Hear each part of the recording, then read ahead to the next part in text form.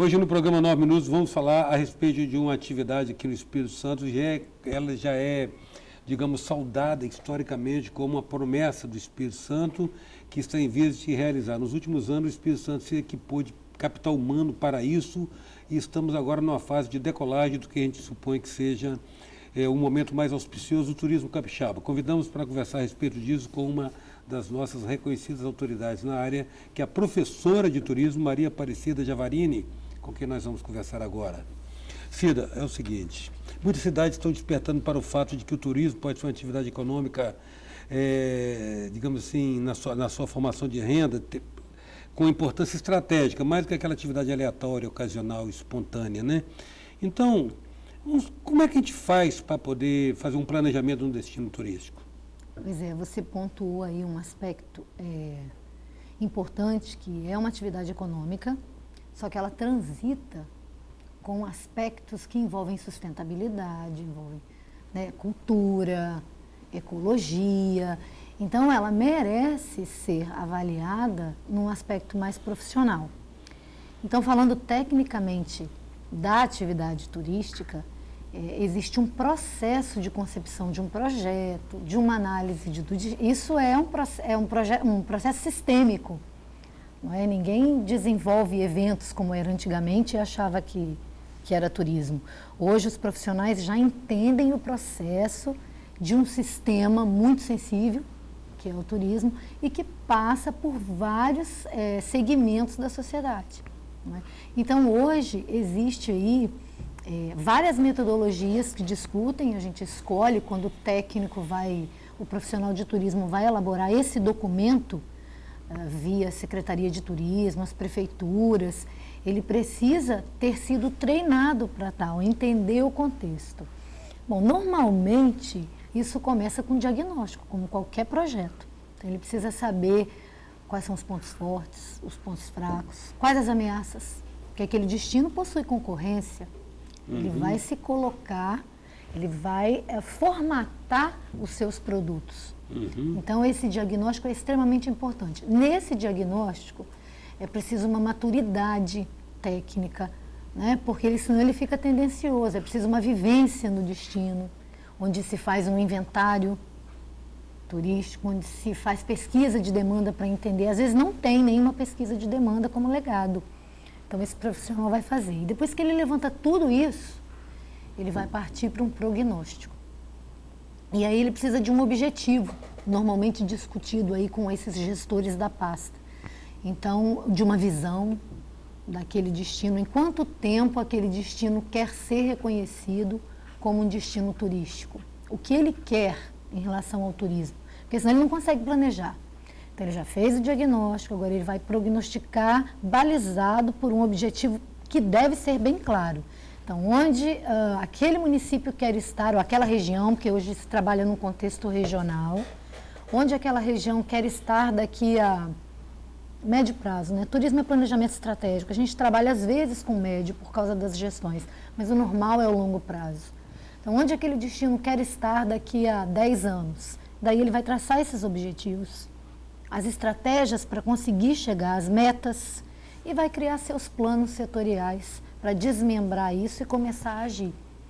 E são planos que vão transitar por oficinas de sensibilização, capacitação e qualificação, normatização de alguns aspectos. Para se trabalhar com turismo precisa de uma ordem mínima de alguns processos, né? Existem guias inseridos no contexto, existe um receptivo, existem normas de alimentos e bebidas, precisa dar uma olhada, né? Você vai trabalhar com transporte, hospedagem e alimentação, e mais as questões de hospitalidade. Então, ele começa a criar planos setoriais. Normalmente a gente trabalha com 7 a 10 planos setoriais.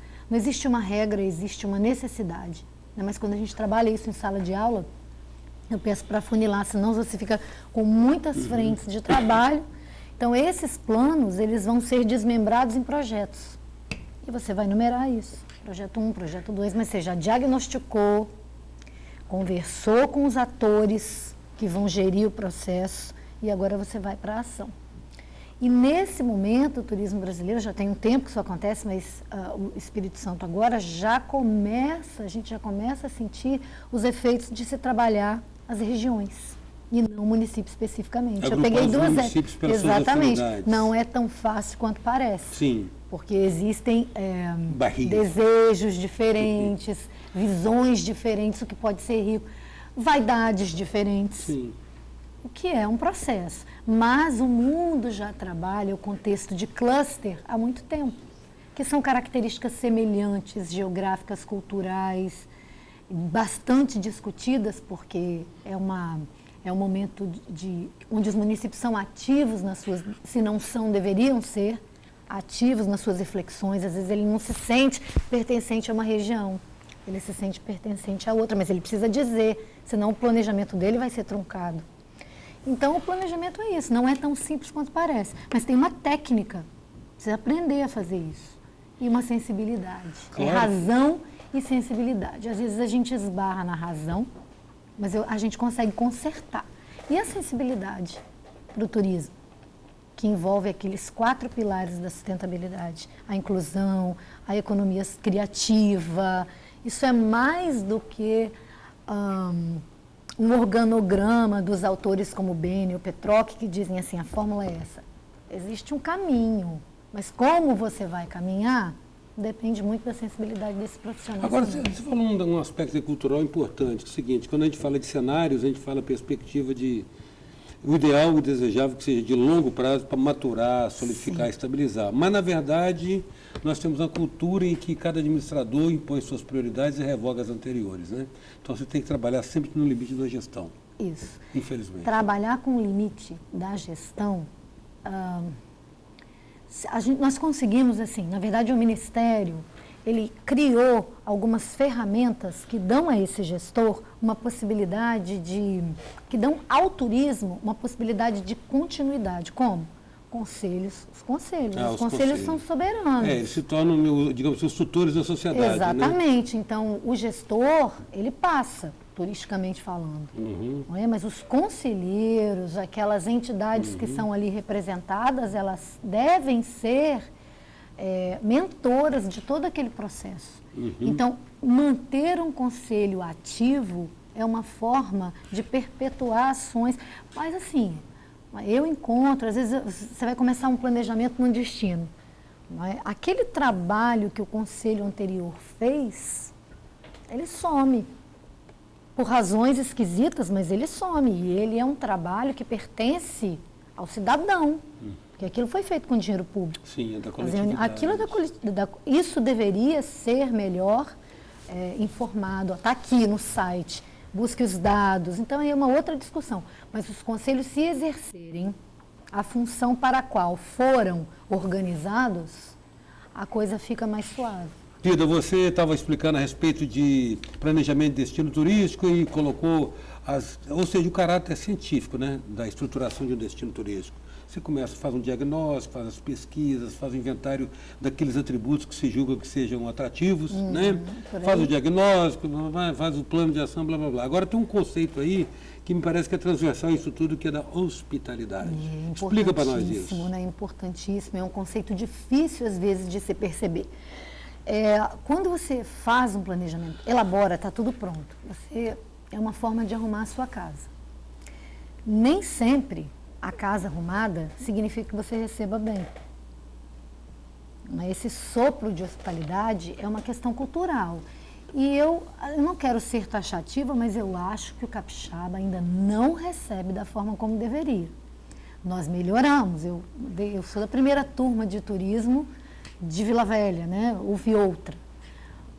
A gente encontrava coisas piores. Hoje, esse querer entender essa necessidade do turista, percebê-lo como uma dádiva para o destino, agradecer a sua visita e dizer, olha, que bom que você veio ao Espírito Santo, o Estado agradece. Eu acho, a gente não percebe isso muito no dia a dia. A hospitalidade, ela não é um sonho, uma coisa abstrata, não. Né? Ela tem aí alguns princípios, que é a identidade, porque a identidade faz com que você tenha um vínculo com o seu território. O turismo é a atividade econômica que mais vínculo tem com o território. Sim, ela é presencial. Não é né? agricultura, não é? Ela tem um vínculo e um vínculo afetivo. O serviço é prestado no local. Ali, e você consegue colocar isso, essa parte cultural, quando você se apropria daquilo, na sua hospitalidade. Então, esses autores de hospitalidade colocam a identidade, a legibilidade, como quando você chega, como é que você percebe aquele espaço sujo, poluído, a questão da sonoridade, não é? A questão do cheiro, né? A questão dos valões. Tem gente que confunde, acha que mangue é valão, né? Às vezes vai apresentar um produto para o turista. Eu já ouvi guia de turismo de vez em quando derrapando. Não são todos, obviamente, mas a hospitalidade fala assim, presta atenção na sua identidade, na sua acessibilidade. Ele tem como chegar, como sair? Ele consegue transitar pelo destino de maneira tranquila, de maneira que ele entenda onde ele está, e para ele transitar pela cidade ele deve percorrer esses roteiros. Né? Então, identidade, acessibilidade e essa questão da sinalização é muito importante. Mas, tirando isso, olhando outros autores também da mesma área, eles colocam assim, olha, quando você recebe, e às vezes não é uma questão financeira, está tudo estruturado, mas o primeiro impacto, né, aquele bom dia, boa tarde, é um processo muito interessante. Então, quando você tem tato, olfato, paladar, a audição e a visão sinergicamente trabalhando ao seu favor, você conseguiu um resultado na hospitalidade, que não é abstrato, nem romântico, nem focada na hospitalidade comercial. É assim num bar, é assim num restaurante. Ou seja, assim ser prazeroso ou confortável visualmente, auditivamente, exatamente, sensorialmente. ele precisa se sentir recebido. Bem recebido. Acolhido, bem recebido. Isso começa antes da viagem, nos impactos que você consegue mandar, sejam eles visuais, por blog. E quando ele chega, alguns exemplos assim pequenos, a chegada no aeroporto de um grupo, não pode ser uma simples chegada de um grupo, porque se você não fizer, o outro destino vai fazer. Então, precisa ter ali algo que os encante. Isso não é só marketing, isso é marketing também, mas isso é receber, é querer fazer isso. Então, estruturar um planejamento, sem aquelas oficinas de sensibilização, para que a comunidade pare de buzinar atrás do turista, pare de achar que não é com ela. Né? A gente participou de um evento grande agora, que sentimos que talvez naquele momento, eu não medi isso, eu medi outra coisa, a comunidade estivesse alienada daquele processo. Quando ela se sente alienada, ela vai cometer alguns crimes contra esse turista, até a xenofobia, até não aceitar, até hostilizar, como alguns destinos fazem. Então, a hospitalidade, ela doura essa pílula. Você diria que ela é indispensável. Indispensável. Isso vale, Eustáquio, para a sua casa, para mim enquanto coordenadora, para um destino, para um evento. E aí é a diferença de quem sabe receber e de quem não sabe receber. Tem gente que recebe muito bem, tem destino que recebe muito bem. E ele se sente acolhido. E tem destino que está tudo muito organizado, muito limpo, mas existe uma... Falta calor, falta o feeling. Falta o feeling. Nós temos feeling? Isso é uma discussão. Nós temos um belo estado, nasceu, né, propenso a decolar turisticamente, mas nós temos problemas culturais lá de trás, você sabe, né, Barreira Verde, a questão do mosaico cultural, quanto isso impactou a nossa hospitalidade. Então, não é a hospitalidade que contém o turismo, não é o turismo que contém a hospitalidade, mas é a hospitalidade que contém todos esses processos de receber. Os eventos que acontecem no turismo, os city tours, né? O cuidado com a fala desse guia de turismo é muito comum, não só o guia, mas às vezes eu falo muito isso eu posso dizer a você, olha, isso aqui está errado, a gente vai mexer, mas quando esse turista está, ele precisa ter o melhor. Então, uma fala enviesada é levada de maneira a ser multiplicada. Então, é isso. Cida, muito grato pela sua presença aqui, por essa dica que você está dando para nós, que eu espero que seja apropriada por algumas pessoas que estão ocupando postos estratégicos de decisões a respeito do turismo. Grato. Muito legal. Só uma complementação, aquele cafezinho que a gente tomou no início, o café é um dos símbolos da hospitalidade. É muito interessante, isso não tem a ver com atrativo turístico especificamente, mas, né, existem alguns símbolos que precisam ser trabalhados aqui no estado em que eles transmitam esse aconchego. Acolhimento. Obrigada pelo café. Grato a você pela sua presença e pelos seus ensinamentos. Em 9 minutos, a gente contou com a presença da professora de turismo Maria Aparecida Javarini. Até já. Sou passageiro do tempo, tentando entender erro e acerto os caminhos, aprendendo